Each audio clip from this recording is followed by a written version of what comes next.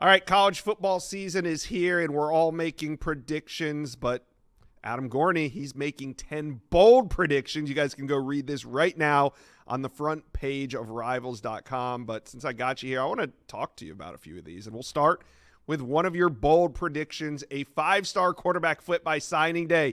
Adam, who you keeping an eye on here? Yeah, if you look at history, that's not really the boldest prediction of all time. I mean, last recruiting class, 6 of the top 7 guys flipped, including Bryce Underwood, who had sort of been locked into LSU forever and really hadn't been talking about Michigan at all. You look at 2024, Dylan Raiola flips from Georgia to Nebraska. Julian Sayin ends up at Alabama for about a week before Nick Saban retires and heads to Ohio State. So there is always quarterback movement late in recruiting cycles, whether offensive coordinators leave, position coaches leave, head coaches leave, bigger NIL deals come into place. Now, there might be a little more calmness in the 2026 class because of the rev share deals and the NIL deals already in place. But there are a lot of big names still to watch. I think Keyshawn Henderson will be one if Houston's offense really struggles this year like it did last year. That will be one to watch. Ryder Lyons goes on a mission for 1 year. We'll see if he comes back and plays it for BYU. So I think those are the two main ones to watch. But as everyone feels comfortable with their quarterback committed right now, just remember Bryce Underwood was very comfortably committed to LSU at this time last year. Yeah, we weren't even talking about Michigan. I mean, everybody knew Michigan was there, but in terms of making a serious run, it wasn't even under consideration right now. So we'll see what happens. All right, next bold prediction from Adam Gorney, a 5-star offensive tackle, considers a flip but sticks. Who are you talking about? Yeah, this is sort of one that isn't the most exciting or thrilling because there is essentially not a flip. I think Jackson Cantwell's locked in with Miami. I don't think he's playing games there. Emmanuel Iheanacho is definitely one who could be interesting. An early commitment to Oregon. There's a lot to love about the Ducks, but he was very Auburn for a long time.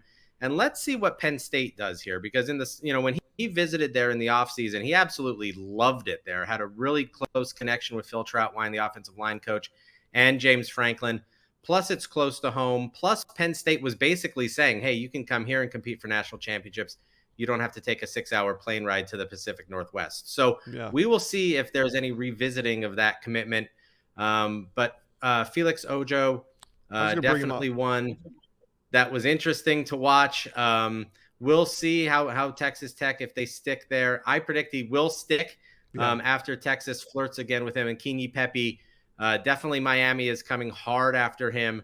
But he is a Southern California kid, and the people around him tell me he's going to stick with USC for now. Yeah, I thought Felix Ojo was going to be your answer. Great answers, but I thought Felix Ojo, just because committed to Texas Tech when Texas was clearly the favorite. Michigan was heavily involved, and we're going to find out a lot about these NIL deals and how binding they are to some of these commitments. But right now, Felix Ojo probably sticks to Texas Tech. All right, next up, another bold prediction. This one, USC does not end up with the number 1 class. So who do you think will end up with number 1? Yeah, if you look at just sort of the history here, it's hard to go wire to wire number 1. That's first. Second of all, we've talked about USC's class, and rightfully so. They've done a phenomenal job, 32 commits. But Georgia is right there. I mean, within 0.2% of a point to take over the lead. If one player from USC decommits, if Georgia gets 1 commit, I think they would overtake them. They already have the same amount of 5 stars. Georgia has 2 more 4 stars. So the point system there is in favor of Georgia. And if history repeats itself in any way, and I don't think there's going to be a collapse of Southeast players like there was in USC's last recruiting class. I think it's a little bit of a different story this recruiting cycle. But if 1 or 2 rethink their recruitment, if Georgia can flip a kid late, if they can add even 1 commitment, they move to number 1. So, USC is doing a phenomenal job, can certainly stave off people if they add a tight end, possibly, maybe a safety. But Georgia is going to be right there. Oregon, Notre Dame, Texas right behind them. All right. Now this one, it might not be a bold prediction, but it's still fun, and we're going to talk about it. Linebacker Isaiah Williams might not be done. You don't say. 6 commitments. He's currently back with FSU. I think FSU was his 3rd commitment, and then again his 6th commitment. So What leads you to believe Isaiah Williams might not be done? Yeah, because my heart is beating and my eyes are open. I think that's right. I mean, 6 commitments before his senior season starts. His second to Florida State. Now he says he's locked in, and I have no reason to question that for now. But signing day is still many months away, and Florida State has a season to play, including a game against Alabama this weekend. Yeah. So if Alabama throttles them, if Florida State is not back, if that momentum has really slowed, if they're recruiting like some have criticized, and you read about this a lot in the preseason, that they've missed on too many guys and they can't get it back. If they have another disappointing season, does Isaiah Williams stick? Let's say Florida comes and gets involved. Let's say Miami revisits them. There are a lot of things here to think a sixth commitment is not going to stick, and there's going to be a seventh. Yeah. Does Georgia heat up in this recruitment? I mean, yeah, Yep. there's a couple outs for him if he wants to make a seventh commitment. We'll be tracking that one into the fall. All right. The last one, and you guys can go read all of Adam's bold predictions on the front page of Rivals.com. But the next one, a big threat for number one edge Zion Elee to flip. And Maryland's done a heck of a job. June and July, we didn't even talk about Zion Elee at all. But you got to imagine number one overall player at a position of need for almost everybody at the edge. So Zion Elee, who's a threat to flip him?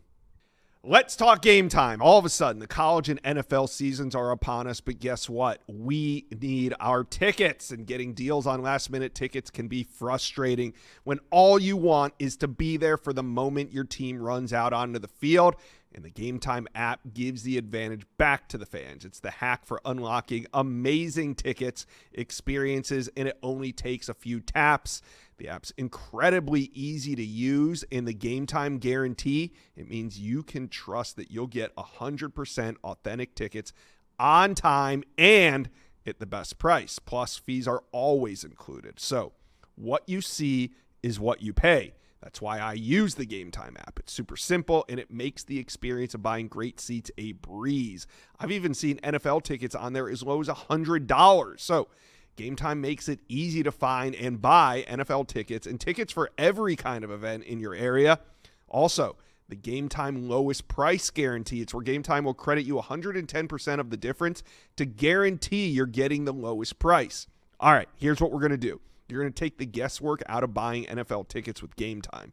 Download the Game Time app, create an account, and use promo code INSIDESCOOP. You get $20 off your first purchase. Terms apply. That's INSIDESCOOP for 20% off. Yeah, there are a lot of reasons first to think that he actually sticks. He's from Maryland. He just didn't transfer into St. Francis. He's a Maryland kid. He has a younger brother who's playing in Maryland. So, playing together in College Park does make sense. Playing for Mike Loxley, who's been a phenomenal recruiter and has been able to sort of down that area to get a lot of the in-state kids to stay. There's reason to think he sticks. Plus, he's good enough to get on the field early and contribute in the Big Ten. But there are many concerns here. One, Maryland's coming off a horrible season. They did not play well last season. There was a little bit of a lost locker room there, I think. Yeah. And now a lot of the preseason magazines, and like I wrote, sometimes that isn't worth the paper that they're written on.